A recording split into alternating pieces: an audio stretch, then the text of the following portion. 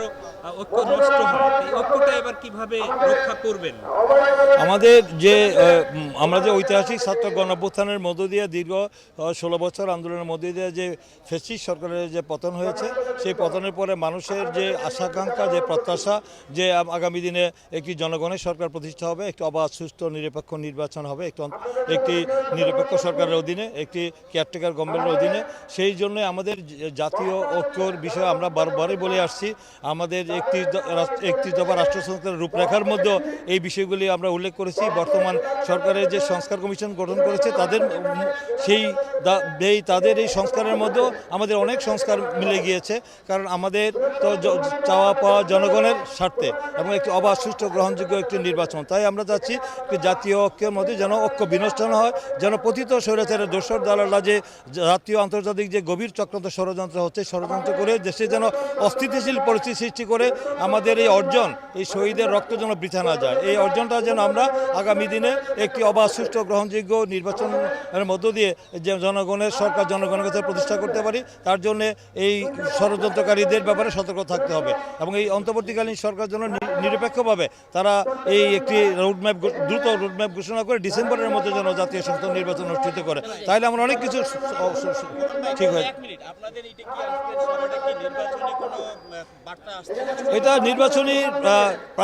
নির্বাচনের জন্য আমাদের একটা বার্তা যাবে, যেন নির্বাচনের জন্য আমাদের নেতাকর্মীরা যেন তাদের প্রস্তুত থাকে। সেই কি আমাদের যেহেতু নির্বাচনমুখী দল, আমরা চাই নির্বাচন হলে এই দেশের জনগণ আমাদেরকে দেশ পরিচালনার দায়িত্বে আমাদেরকে আমরা করবো। অতীত আমরা রাষ্ট্রীয় ক্ষমতা আমরা জনগণ আমাদের অর্পণ করেছিল, আগামী দিনেও যেন রাষ্ট্রীয় ক্ষমতা দেওয়ার জন্য আমাদের জনগণের কল্যাণে মঙ্গলে যে কাজগুলি করা দরকার এবং দ্রব্যমূল্য যে ঊর্ধ্বগতি, আইনশৃঙ্খলা পরিস্থিতি উন্নতি এবং জনগণের দুর্ভোগ কমানোর জন্য সেই কাজগুলি আমরা করবো, যেন জনগণ যেন আগামী দিনে যে নির্বাচনটি হতে যাচ্ছে অবাধ সুষ্ঠু গ্রহণযোগ্য ইনক্লুসিভ ক্রেডিবল একটি নির্বাচন হবে যা কেয়ারটেকার গভর্নমেন্টের অধীনে, সেই নির্বাচনটা যেন অবাধ সুষ্ঠু গ্রহণযোগ্য হয়। এই জন্য আমাদের সমস্ত রাজনৈতিক নেতাকর্মীরা যেন সাংগঠনিকভাবে আমরা সংগঠিত থাকি। আমরা আমাদের নির্বাচনকে আমরা নিশ্চিত করতে চাই, আমাদের বিজয়কে নিশ্চিত করতে চাই জনগণের ভোটের মাধ্যমে।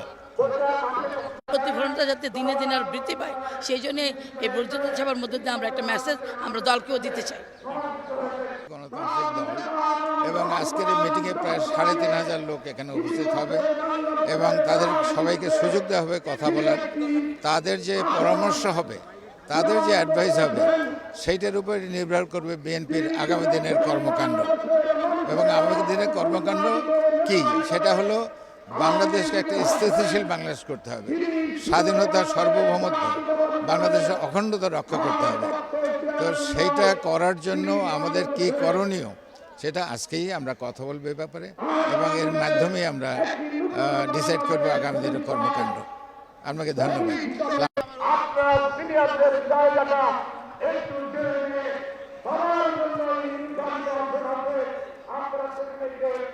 প্রেক্ষাপট এই বর্তমান যে একটি সরকার, এই সরকার অন্তর্বর্তীকালীন সরকার, নিরপেক্ষ সরকার, একটি বৈষম্য বিরোধী ছাত্র গণ অভ্যুত্থানের ফসল। এই সরকারের যেটা দায়িত্ব, আমরা মনে করি রাজনৈতিক দল হিসাবে যে যত দ্রুত সম্ভব জনগণের কাছে ক্ষমতা দিয়ে এই সরকার বিদায় নেওয়া, যত দ্রুত সম্ভব জনগণের সরকার প্রতিষ্ঠা করতে হলে অতি দ্রুত একটি সংসদ নির্বাচন প্রয়োজন। এই সংসদ নির্বাচন নিয়ে নানা ষড়যন্ত্র চলছে, তাই আমরা আজকের এই বর্ধিত সভায় এই নির্বাচন যে কত গুরুত্বপূর্ণ তা আমরা উত্থাপন করব এবং হাসিনার সরকার যেভাবে বাংলাদেশের বিভিন্ন সেক্টরে ধ্বংস করে গিয়েছে তা দ্রুত মেরামত করার জন্য শুধুমাত্র জনগণের সরকার প্রতিষ্ঠা করা ছাড়া কিন্তু বিকল্প নেই। অতএব আজকে যে নানা ধরনের উছিলা করা হচ্ছে, এই উছিলায় দেশের কিন্তু ক্ষতি হবে। এই সরকার যত দ্রুত সম্ভব নির্বাচন দিয়ে ক্ষমতা ছেড়ে দিতে পারলেই কিন্তু সম্মানজনকভাবে সরকার থেকে তারা চলে যেতে পারবে। আর স্থানীয় সরকার নির্বাচন বা সংস্কার এগুলো চলমান বিষয়। জনগণের সরকার প্রতিষ্ঠা হলে এটা তাদের উপরে দায়িত্ব হবে। অতএব আমাদের আজকের এই বর্ধিত সভার গুরুত্ব আমরা এ ব্যাপারে দিচ্ছি এবং এছাড়াও যে আইন শৃঙ্খলা, নিত্য প্রয়োজনীয় দ্রব্যমূল্য এগুলোর ব্যাপারেও এই সরকার ব্যর্থ হচ্ছে। আজকে প্রয়োজন এই সরকার, জনগণ, বিভিন্ন দল তাদের ঐক্যবদ্ধ হয়ে জাতীয় ঐক্য সৃষ্টি করে এই সকল কিছুকে মোকাবেলা করা। এটা হবে আমাদের আজকের বর্ধিত সভার আমাদের গুরুত্ব। ধন্যবাদ।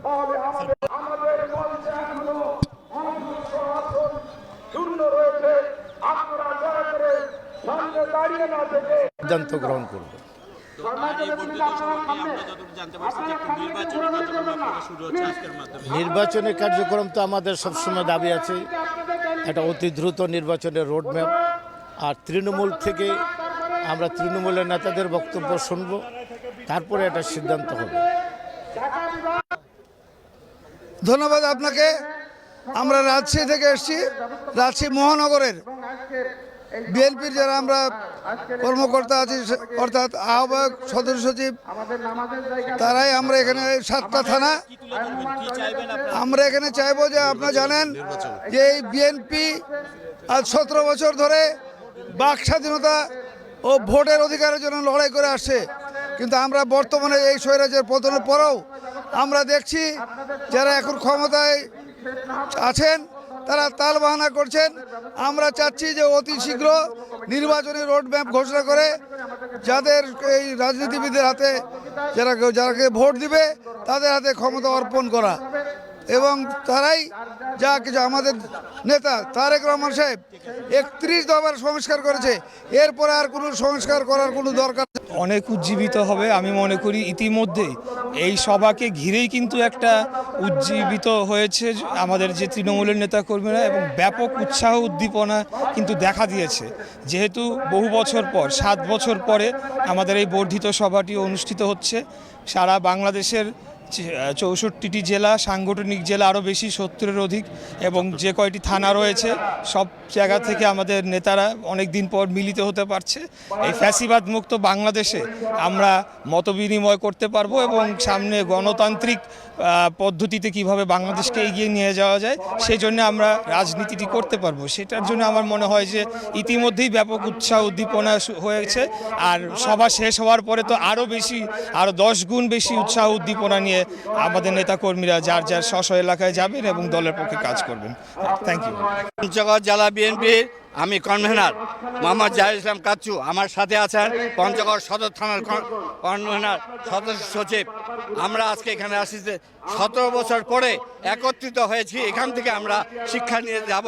আগামী দিনে গণতান্ত্রিক ব্যবস্থায় গণতন্ত্রের জন্য আমরা দাবি করব এবং একটা নির্বাচিত সরকার যেন ক্ষমতা আসে, এই দাবিটা আমরা আন্দোলন করে তুলব। ইনশাল্লাহ দেশকে সংস্কারের নিয়ে চলে যাব, নতুন বাংলাদেশ গড়ার লক্ষ্যে ইনশাল্লাহ। দীর্ঘদিন পর বিএনপির বর্ধিত সভা। এর আগে 2018 সালে খালেদা জিয়া কারাগারে যাওয়ার 4 দিন পূর্বে রাজধানীর একটি হোটেলে বর্ধিত সভা করেছিলেন। তারপর আজকে এই বর্ধিত সভা, অবশ্য খালেদা জিয়া যে বর্ধিত সভাটি করেছিলেন সেটি ছিল নির্বাহী কমিটির সদস্যদেরকে নিয়ে, আর আজকে যেটি হচ্ছে সেটি হচ্ছে সারা দেশের তৃণমূল কর্মীদেরকে নিয়ে। বলে রাখি, বর্ধিত সভায় উপস্থিত হচ্ছেন যারা থাকছেন তাদের মধ্যে রয়েছেন দলের হাইকমান্ড বলতে দলের ভাইস চেয়ারম্যান, লন্ডন থেকে তিনি এখানে সভাপতিত্ব করবেন। এছাড়া দলের মহাসচিব, নীতি নির্ধারক, নির্বাহী কমিটির সদস্য, চেয়ারপারসনের উপদেষ্টা পরিষদ, যুগ্ম মহাসচিব, মহানগর, জেলা, উপজেলা, থানা, পৌরসভা, প্রতিটি কমিটির সাধারণ সম্পাদক, সভাপতি অথবা আহ্বায়ক এবং সদস্য সচিবরা এতে অংশ নিয়েছেন। সকাল থেকেই আমরা যা দেখতে পাচ্ছি যে সারা দেশ থেকে যে তৃণমূল নেতারা রয়েছেন তারা সভাতে উপস্থিত হয়েছেন। বিভিন্নভাবে সারিবদ্ধভাবে তারা ভিতরে প্রবেশ করছেন। সভা শুরু হয়েছে, আর তারেক জিয়াও এখানে সভাপতিত্ব করছেন। সবাই যারা এসেছেন তারা তাদের যে ভাষ্য, আমরা তাদের সঙ্গে কথা বলেছি, তারা যেটা বলছেন যে তারা এই সভায় এসেছেন, তারা উজ্জীবিত হয়েছেন, দীর্ঘদিন পর তারা একসাথে মিলিত হচ্ছেন এবং এই সভা থেকে তারা তাদের বক্তব্য পেশ করবেন এবং তারা তাদের বক্তব্য সবাইকে জানাবেন।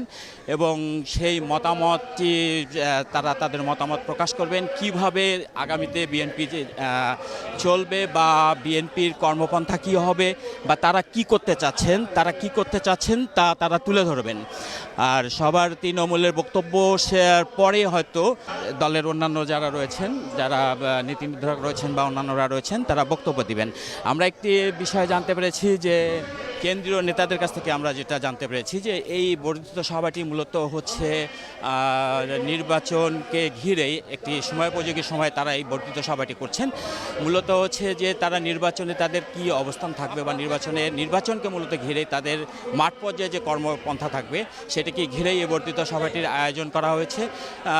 আর এছাড়াও বর্ধিত সভা থেকে যেটি আসবে সেটা হচ্ছে যে আইন শৃঙ্খলা, বর্তমান যে পরিস্থিতি অবনতি হয়েছে, দ্রব্যমূল্য ঊর্ধ্বগতি বা বিভিন্ন যে কর্মসূচিগুলো বিএনপি পরবর্তীতে বা ভবিষ্যতে যে কর্মসূচিগুলো নিয়ে তারা মাঠে থাকবেন সেই বিষয়টির উপর একটি দিক নির্দেশনা দেওয়া হবে। দলের হাইকমান্ড বা নীতি নির্ধারকরা এই তৃণমূল কর্মীর নেতারা যারা আসছেন তাদের মতামত শুনবেন, তাদের মতামতের উপর ভিত্তি করে সেই দিক নির্দেশনাগুলো দিবেন। এবং আমরা যতদূর জানতে পেরেছি যে ঈদের পরই হয়তো এই কর্মসূচিগুলো নিয়ে তৃণমূল আবার মাঠে নাও থাকবেন এবং মাঠে তারা সেভাবেই কাজ করে যাবেন। আর বর্ধিত সভাটি আমরা যেটা দেখতে পাচ্ছি যে বেশ সুশৃঙ্খলভাবেই যে সারা দেশ থেকে যে নেতারা এসেছেন তারা ভিতরে প্রবেশ করছেন এবং বেশ একটি উচ্ছ্বাস এবং উৎসাহ উদ্দীপনার মাধ্যমেই বর্ধিত সভাটি অনুষ্ঠিত হচ্ছে।